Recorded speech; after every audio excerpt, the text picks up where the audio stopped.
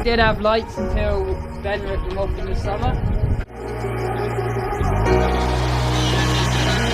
Alright guys, welcome back to another video. Today's video is going to be a video you've all been, I think quite a few of you have been wanting and waiting for. So we're going to be doing a little machinery tour, and in today's video we're going to be doing tractors, trailers and harvesters. Before we get into the video, just like to say, if you enjoy the videos, please like and subscribe. And we upload videos every Wednesday and Saturday at 7 AM, and we have an Instagram account which is at farmingbros_YT if you want to go follow that. But yeah, so we'll get into this video and we'll start off with some trailers. Right, sun's going down, so we best get a move on, says Apples. But we could be potentially dealing with a bit of wind today. We'll try our best to stay out of it, but we don't know what we're going to be hit with. So we'll start with our flatbed trailers. So we've got 3 AW flatbed trailers, which yeah, have done us well. We've had them for a long time. As you see, we've got round bale lathes on the back at the minute. We use these for straw, silage, and then this summer they've been on the spud job. All round multi-purpose flatbeds. How far the tyres stick out compared to that one there. There's not much, a lot more to say about them, but just yeah, looks pretty basic trailers. They're not spec with air brakes or anything like that. The fourth flatbed that we have is this single axle Staines trailer, which none of us particularly like. It's known as bouncer. You're gonna have a bouncy ride if you take this anywhere. We tend to put 2 water bowsers on it, yeah, for filling up these boys when they're on with the sprayers.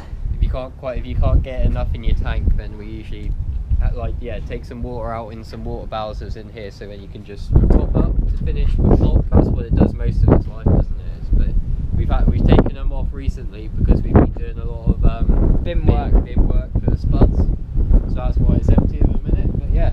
So when we bought the AW bale trailers, we also bought 4 10-ton grain trailers at the same time, which is what we're showing you here. And there's another one just over there. One of the other ones is on the main cow farm, and the 4th one is under the waste conveyor from the packing shed. So yeah, that's what they're all doing.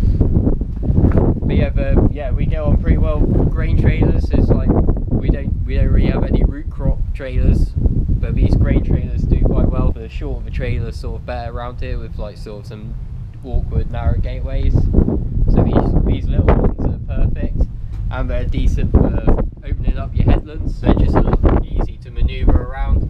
So we have 4 of them, and then we have 1 Marshall, which is a nice looking trailer. They're all basic spec. No oil brakes, no fancy tyres, just super singles. So that's that one. It did have lights until Ben ripped them off in the summer. That one's debatable. That's a debatable one. Ongoing investigation into that one. Much the same again, really nice trailer for spuds. Yeah, it's a low one, so you can see right in it, so it's a bit like a root crop trailer, but it's actually a grain trailer. It works really well for the spuds because you can see right over the top into it.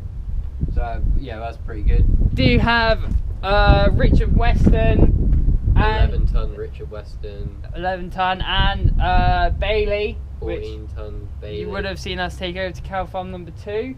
Yep. And a Easterby, which is, I don't know, about 12, 13. Yeah, which is a root crop trailer. Yeah, so that one's good for filling for the spuds as well. And in a minute, when we go down to cow farm number 1, you will see our Warwick trailer, which must be 12-ton. We use as a muck trailer. Yeah, 8 bulkers for digging the spuds with. Then we have the muck trailer, which you'll see in a bit. And then 4 bale trailers. 3 bale trailers and 1 spare flatbed. So this isn't very exciting, this one, but this is our Chieftain, which is looking a bit battered. Chieftain dump trailer. It's a dump trailer, so obviously it doesn't get much love. As you can see, it's still got half a load on the side of it now. Well, it's the only dump trailer I've ever used. Obviously we could get a new one, but it literally does the job of what it's meant to do. Probably needs a bit of TLC, doesn't it? Yeah. But that's only going to get dirty again. Well, it's on like rockers, isn't it, instead of springs, so it's quite stable. Yeah, 10 out of 10 on that one. So this is a little bit more exciting. Here we have got our GT 170M Grimmy potato harvester. The main harvester we use, so it's the one which does all the digging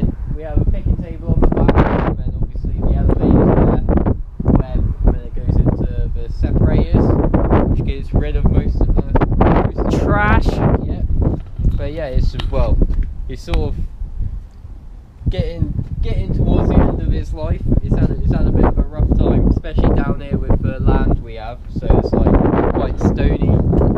Yeah, which sort of gives it a hard time. But gives it a hard time inside, and also the lanes that we're trucking down, as you can see, gives the bodywork a fair old cuffing. She's been tipped over a couple of times. She has. When we've been around, but she has over a year's been on her side. Bless her. Still going strong. Did well this year. Didn't have quite as good a year last year. And then beside us here is the is our one almost. Yeah, backup one, and this one actually doesn't have a picking table on, so it goes up the web to the separator, and then straight into the elevator. This got used once this year on some headlands, and it was a bit of hard work, so never got used again. It never got used again. I'm sure one of us will learn to dig spuds with this thing, just because on a manned harvester you've obviously got like the picking table, you've got a lot more you got to turn on and think about, whereas this one's a lot more simple, we hear. Well, yeah, you have one separator in this one, where the GT has two, so it's just a lot better at getting the trash out as well. So this one's sort of is alright. It probably wouldn't handle as bad a conditions as the GT would. Yeah, and it doesn't have a picking table for people to throw the rubbish off either, so it's just like everything which goes up the harvester goes in the trailer, so getting mud and just stones and stuff off, you obviously can't do it in this, other than what you get out with the single separator. Finally, you join us here at our spare parts / scrap metal department. Has this ever been used, this one? Yeah, like when I was like 5 years ago they had it. This is literally the same as the unmanned harvester we just showed you a minute ago, apart from this one has a picking table on the back, but it is absolutely knackered. It's now turned into, if something breaks on one of the others, we fleece apart from it. It's basically just a spare parts department for us. So not a lot we can tell you about this one. Now for the part that a lot of you have probably been waiting for. As you can see, we're stood in front of my New Holland T7 210. This is rated at 165 horsepower, boosted to 210. I'm just going to give you a quick opinion on it. I do really enjoy this tractor, I really like the look of it, and I've had this tractor for 2 years now. It's an 18 plate. Well, you just hit 3,000 hours. Just hit 3,000 hours on it, and yeah, I get on well with it and I enjoy it. I think the favourite thing about it is how it looks on the outside. Genuinely think that the photos I get on Instagram are pretty smart. So this is my tractor which you've all seen before, the Class Arian 660, which I'm absolutely loving. It's absolutely brilliant.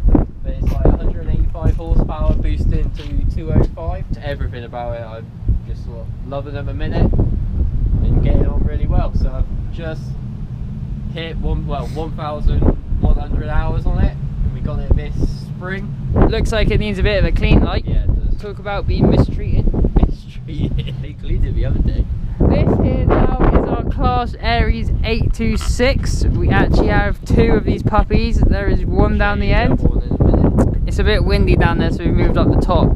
This puppy right here is, I believe, 170 horsepower. I think so. I'm not 100% sure, but that's what I'm pretty sure I was told. I haven't actually looked it up or anything, but it's 2007. We don't actually drive these anymore. Occasionally we drive them if we're doing stock feed to, like, there's a place to do stock feed to, and it's a bit nasty to get to, so we tend to take one of these.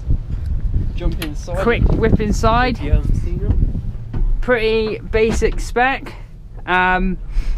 This is actually Dad's tractor, so better watch what we say. Yeah, we've had this one from new. This one's on 9,000 and the other one is on 10. 10.5 nearly. These tractors, well, these 826s are actually rated at 40k. They tend to do a lot of road work, as you can tell from the slicks on the back. Because of the basic spec of them, it means that anyone that's sort of seasonal workers can just jump in it and get on quite easily. This is our Isuzu truck.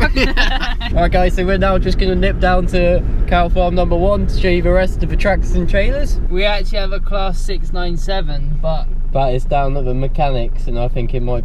having a top engine rebuild. Yeah, that's not looking too good. You might have seen that in our Farm 24 video, our day in my life. James went topping in it. That was down at the mechanics, along with our Easterbury trailer. Right, so we've just got down to cow farm number 1. So firstly, we'll show you the MX110, the Case MX110, one of the original tractors we got. One that Ben learned to drive in. Yeah, this is one I learned to drive in and start doing some road work in it. Now it's hooked up to the straw chopper, but we'll show you that in a second. Bit like the 826s inside, pretty basic. Been a good tractor for us. So, like Ben said, this is hitched up to our straw chopper. We have a Teagle. Don't know much about them. I think quite a few people have Teagles.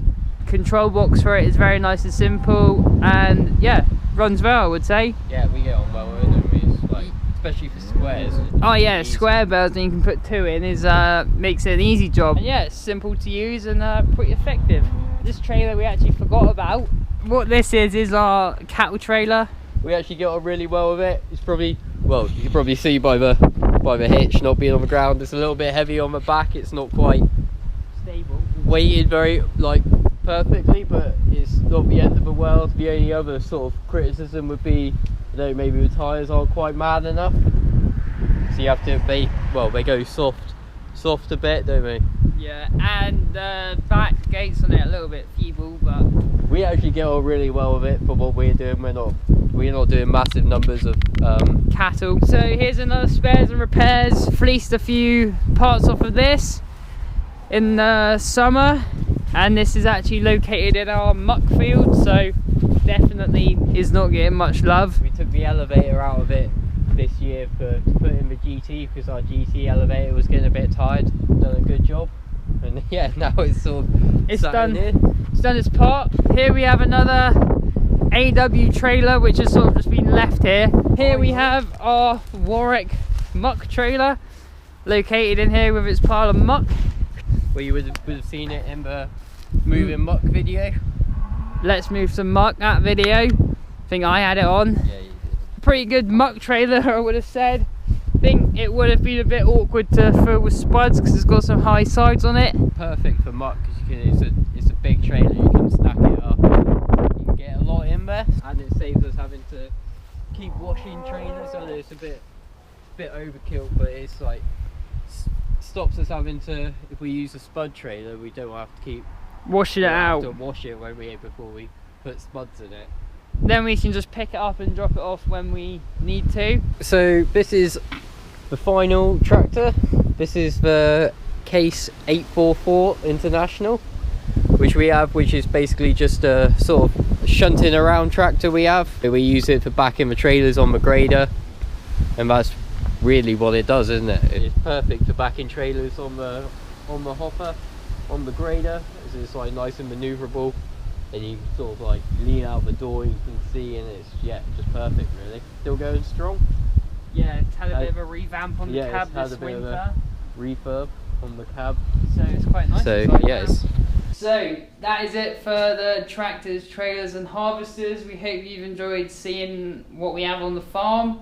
We are planning to do another one coming Part 2 with our sort of telehandlers, implements and sprayers, so keep your eyes peeled for that one. Yes, that will be a part 2, but if you've enjoyed this video, please give it a like. Any questions, leave them in the comments. We'll get back to you as best we can, and we'll see you in the next one.